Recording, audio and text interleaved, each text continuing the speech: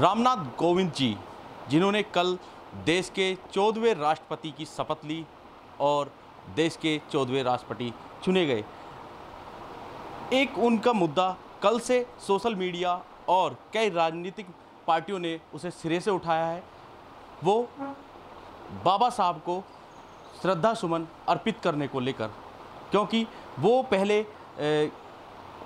महात्मा गांधी जी की स्मृति पे जाते हैं, वहाँ उन्हें श्रद्धा सुमन अर्पित करते हैं, लेकिन बाबा साहब भीमराव अंबेडकर जी की श्रद्धा सुमन नहीं अर्पित करते हैं।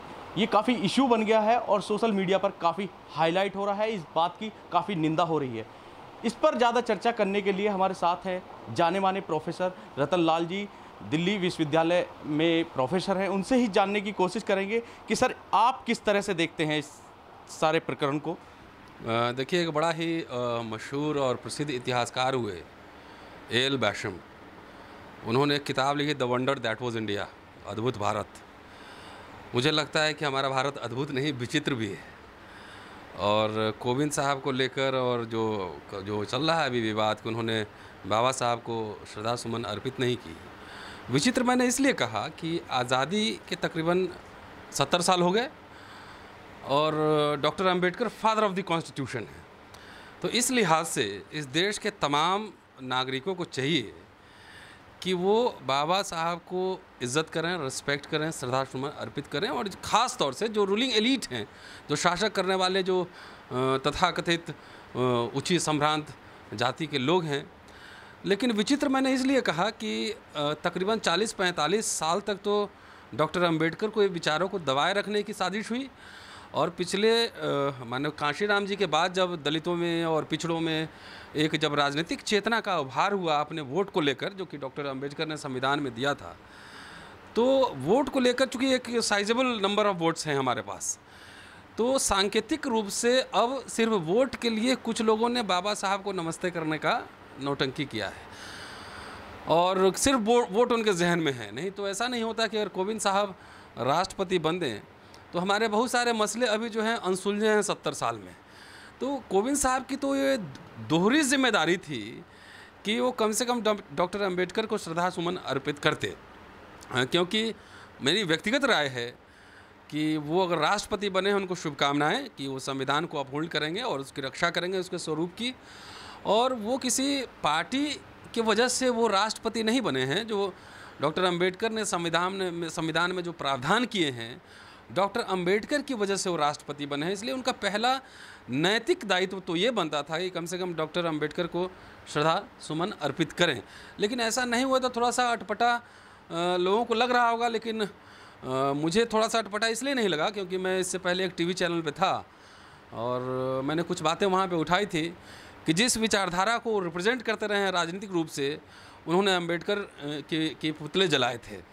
तो ये समझने की बात है और देश की जनता धीरे धीरे समझेगी इस बात को कि गले में माला और विचारों पर ताला, कि एक तरफ सहारनपुर हो रहे हैं, ऊना हो रहे हैं और रोहित वो मुला हो रहा है, आरक्षण की समीक्षा हो रही है, निजीकरण हो रहा है, भूमि का आवंटन हुआ नहीं है, दलितों के आत्मसम्मान और प्रतिष्ठा का सवाल है। और कैसे 70 साल बाद भी जब एक तरफ हम मंगल पे जा रहे हैं और आज भी हमारे यहाँ below the poverty line 40% population है और हमारे साथ जो दोयम दर्जे का व्यवहार है, तो ये तो है, इन सारे मुद्दे हैं।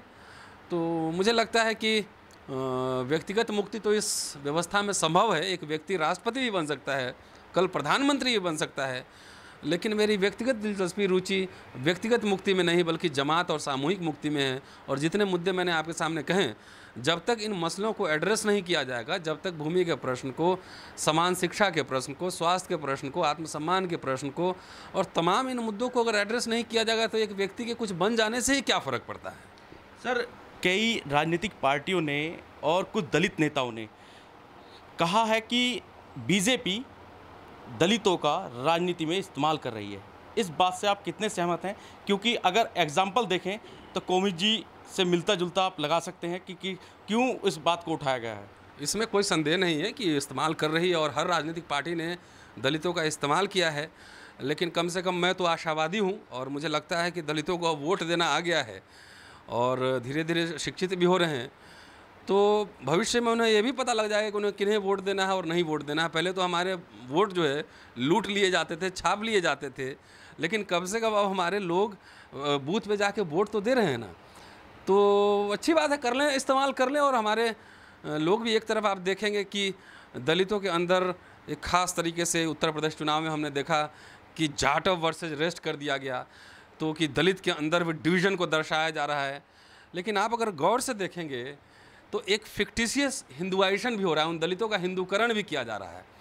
तो ये तो विडंबना है। और कि दलित जो हैं कि हज़ारों साल से जिनके पीठ पे डंडे पड़े अभी भी पड़ रहे हैं और मंदिर में नहीं घुसने दिए जा रहे हैं, घोड़े पे नहीं चढ़ने दिए जा रहे हैं, वहाँ भी अगर दलित इस बात को नहीं समझ रहा है तो शायद हमें लगता है कि हमारे पॉलिटिकल क्लास की भी कमी रही है। उन्होंने लोगों के बीच जाके बुद्ध के, फुले के, अंबेडकर के विचारों का प्रचार प्रसार नहीं किया है। तो हमारी कमी हमारे पार्ट में भी रही है, इसको हमको स्वीकार करना पड़ेगा। लेकिन अच्छी बात यह है कि उनको वोट देना तो आ गया है ना, तो हर समय के वोटर किसी का गुलाम नहीं होता। तो आज उनके साथ है, कल कहीं और भी। अगर उनको जब भी लगेगा कि हमें अच्छा विकल्प मिल रहा है जो हमारे आत्मसम्मान, स्वाभिमान और हमारे अधिकारों की रक्षा कर सकता है, तो कल इस तरह का विकल्प अगर उभरता है तो वो उनको भी वोट देंगे। लेकिन मैं शुक्रिया अदा इसलिए करना चाह रहा हूँ, कम से कम हमारे बूथ अब लूटे नहीं जा रहे हैं। हाँ, ईवीएम में हेरा फेरी करके अब दूसरे तरीके से इनकी डकैती शुरू हो गई है। तो मुझे लगता है कि बैलेट पेपर से जिस दिन फिर से चुनाव शुरू होगा हम लोग ठीक ठाक स्थिति में रहेंगे, डरने की बात नहीं है। सर, दलित लोग अगर किसी नेता को चुनकर आगे भेजते हैं या आगे, तो वो चाहते हैं कि अंबेडकर विचारधारा उसके अंदर हो, यानी जो लीडरशिप हो वो, अगर दलित नेता हो और उसके अंदर उसको लीडरशिप मिलती है तो उसके अंदर अंबेडकरवादी विचारधारा हो। इसमें कहाँ तालमेल बैठते हैं कोविंद जी के साथ? कुछ तालमेल बैठता है इससे? ऐसा है, थोड़ा सा इतिहास में पीछे जाइए, पूना पैक्ट में जाइए। मैंने पहले भी कहा है कि इस जो राजनीतिक व्यवस्था अभी है उसमें व्यक्तिगत मुक्ति तो संभव है, जमात की मुक्ति संभव नहीं है। हमारे बाबा साहब जब पूना पैक्ट हुआ था, डॉक्टर अंबेडकर रोए थे और उन्होंने कहा है कि मेरी ज़िंदगी में सबसे बड़ी पराजय हुई है, कि वो इसको मानते थे, क्योंकि वो जानते थे कि पूना पैक्ट के द्वारा जिस तरह की आरक्षण की व्यवस्था की जा रही है उसमें इसी तरह के व्यक्तिगत मुक्ति वाले नेता ही पैदा होंगे। नहीं तो अगर सिर्फ दलित को दलित ही चुनते होते तो संसद में अगर हमारे 130 सांसद हैं और वो रोहित वेमुला से लेकर सहारनपुर पर वही नहीं इतनी हत्याएं और बलात्कार हो रहे हैं, 35 साल में 2,83,000 करोड़ रुपए हमारे वापस हो जा रहे हैं बगैर यूटिलाइजेशन के, तो ये नेता मुंह में दही जमा के नहीं बैठे होते और वो बोलते ही बोलते। और मुझे लगता है कि पॉलिटिकल क्लास भी दबाव में है, चाहे वो मंत्री हो भारत सरकार का, चाहे सीएम कहीं का हो, वो स्वतंत्र रूप से, स्वच्छ रूप से वो करना भी चाह रहा होगा तो वो नहीं कर सकता है, क्योंकि उसको पता है कि हमारे राजनीतिक आगा अगले चुनाव में हमारा टिकट काट देंगे। तो जनता की जो लोग ऐसे हैं उनकी अपेक्षाएं तो हैं कि नेता हमारे लिए बोलें, लेकिन उनके नेता अभी विवश हैं। विवश ये है कि ये व्यक्तिगत मुक्ति का ही प्रश्न है, ये अंतर्द्वंद है।